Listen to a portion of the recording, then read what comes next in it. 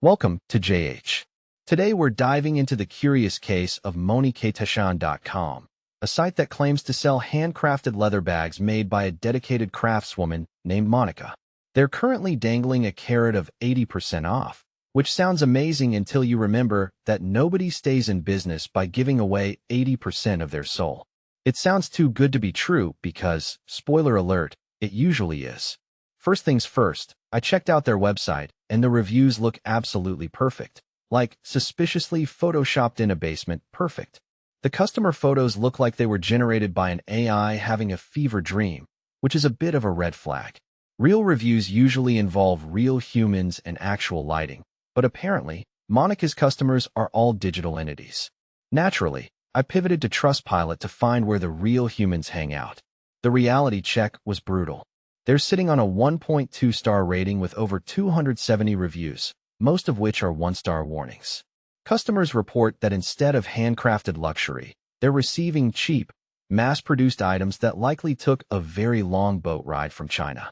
Apparently, their definition of handcrafted involves a lot more factory machinery than the website suggests. The complaints don't stop at the product quality.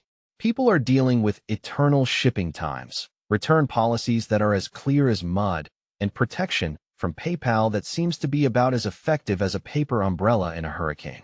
While a couple of people said their experience wasn't terrible, having not a total disaster, as your best review is hardly a glowing endorsement. Now, let's talk about the mysterious founder. The site features a woman named Monika, the supposed artisan behind the brand. However, her portrait is 100% AI generated.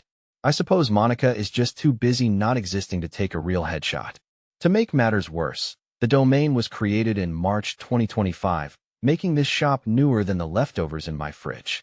To top off this scam sandwich, a reverse image search revealed that their original product photos are actually copied from various other websites.